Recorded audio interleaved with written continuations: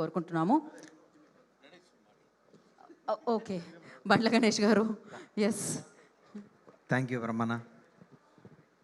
అందరికీ నమస్కారం. సంతోషం. దివిలో ఉన్న రామోజీరావు గారిని తలుచుకుంటూ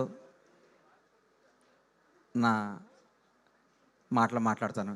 ఎందుకంటే ఏ బ్రహ్మ ముహూర్తాన రామోజీరావు గారు ఈటీవీ సంస్థని, ఈ ఉషాకిరణ్ మూవీస్ని, ఈ సంస్థ నిర్మించారో కొన్ని వందల మంది సినిమా రంగం వైపు రావటం, ఎంతోమంది ఈ లేకపోతే ఈరోజు ఈటీవీ లేకపోతే, ఈటీవీని లేకపోతే ఈ డైరెక్టర్ కానీ వీళ్ళందరూ రావడానికి ఈ ఇప్పుడున్న పరిస్థితుల్లో ఏ ప్రొడ్యూసర్ రిస్క్ చేయని పరిస్థితుల్లో కూడా ఈటీవీ విన్ వాళ్ళు ఎన్ని సినిమాలు ఇప్పుడు ఒక క్రికెట్ టీం మ్యాచ్లాగా టకటక సినిమాలు వస్తుంటే చూసి చాలా ఆనందం వేసింది.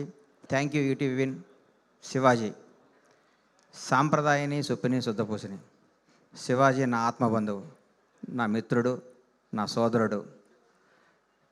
శివాజీ ఎప్పుడూ బ్రహ్మాండంగా ఉండాలని మనస్ఫూర్తిగా కోరుకునేవాడు నేను.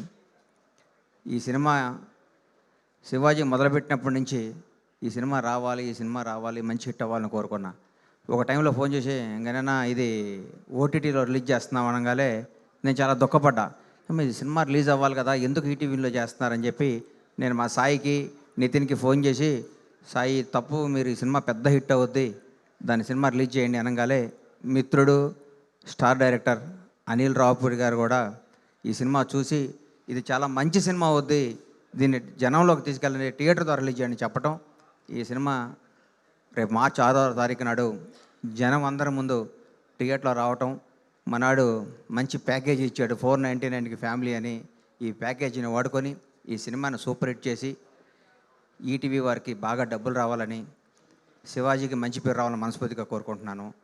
ఈరోజు మమ్మల్ని ఆశీర్వదించడానికి వచ్చిన పద్మశ్రీ బ్రహ్మానందం గారికి మీ అందరి తరఫున, శివాజీ తరఫున, ఈటీవీ విన్ తరఫున హృదయపూర్వక ధన్యవాదాలు, కృతజ్ఞత తెలియజేసుకుంటున్నాం సార్. మీ ఎంత టైం ఇచ్చి మీరు రావటం మాకెంతో ఆనందం.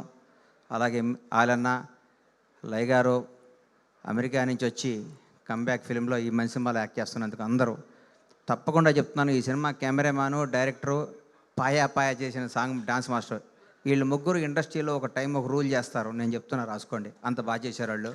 ఆల్ ది బెస్ట్ ఎంటైర్ టీమ్కి.